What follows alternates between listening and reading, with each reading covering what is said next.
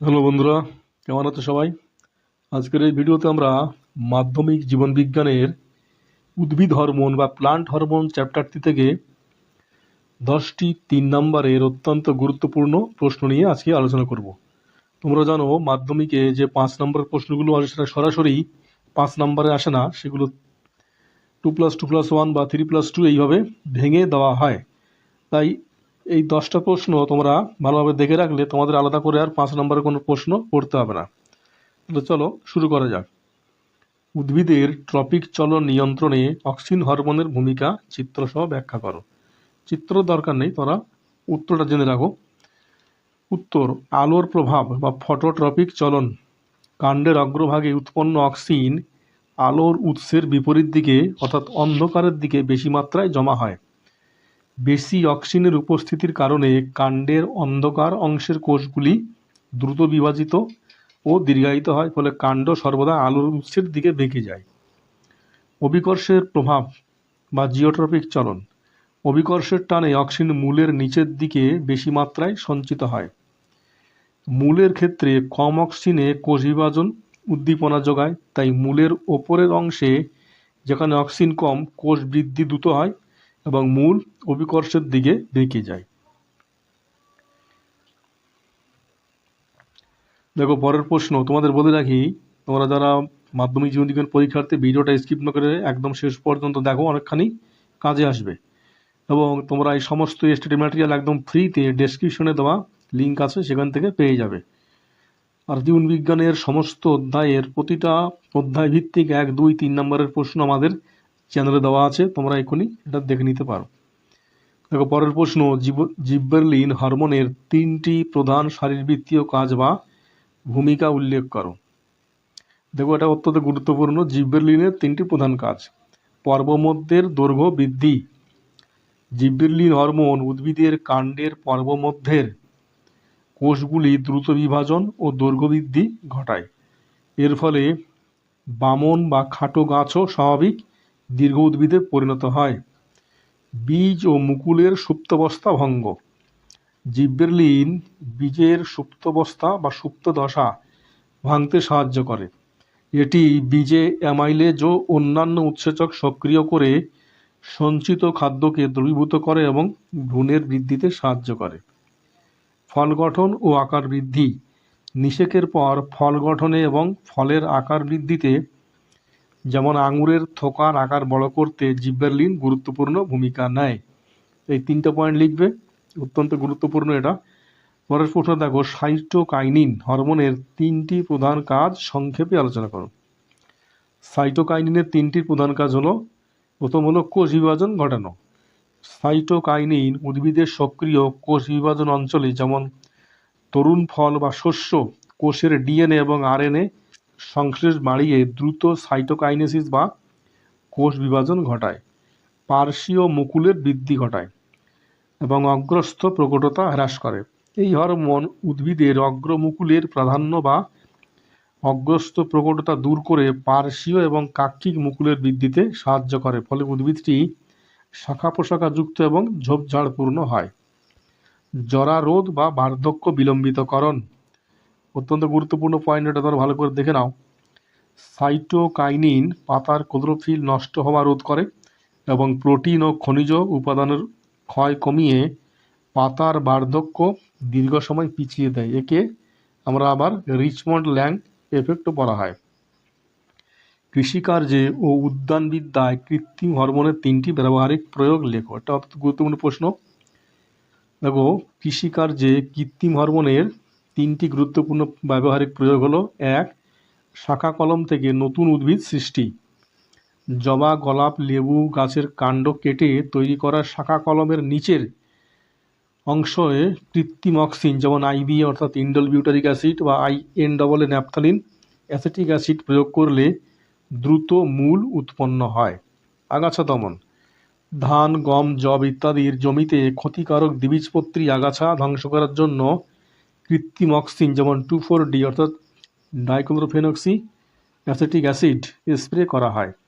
এটি মূলত ফসলের কোনো ক্ষতি না করে শুধু আগাছা নষ্ট করে। বীজহীন ফল উৎপাদন বা পার্থেনোকপি। নিষেক ছাড়াই কৃত্রিম অক্সিন বা জিব্বেরলিন স্প্রে করে তরমুজ, আঙুর, পেয়ারা ইত্যাদি উদ্ভিদে বীজহীন বা বড় আকারের ফল উৎপাদন করা হয়। দেখো পরের প্রশ্ন, হরমোন উৎসেচকের মধ্যে প্রধান 3টি পার্থক্য লেখো। তোমরা এবার 4টে কি 5টা দেখে রাখতে পারো, তোমাদের টেক্সট বই দেওয়া আছে। হরমোন ও উৎসেচকের প্রধান 3টি মূল পার্থক্য হলো ক্ষরণ ও পরিবহন।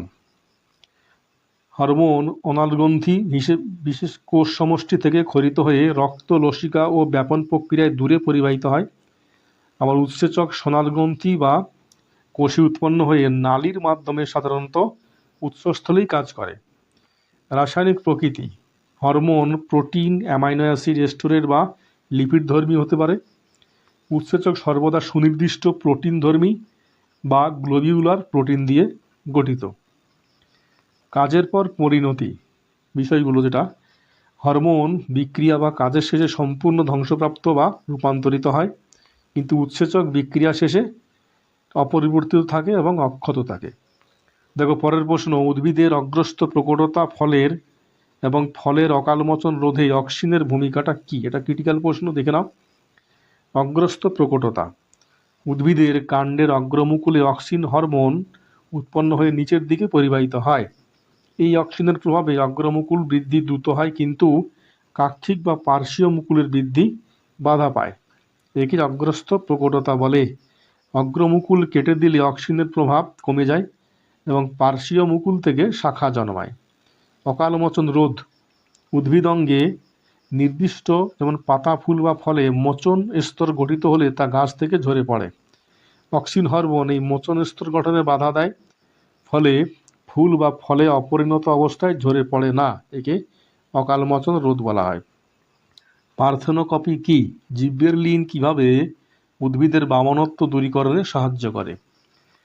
দেখো উত্তর হলো পার্থেনোকপি পরাগযোগ ও নিষেক ছাড়াই কৃত্রিম বা প্রাকৃতিক হরমোনের প্রভাবে ডিম্বাশয় সরাসরি বীজহীন ফলে রূপান্তরিত হওয়াকে পার্থেনোকপি বলে।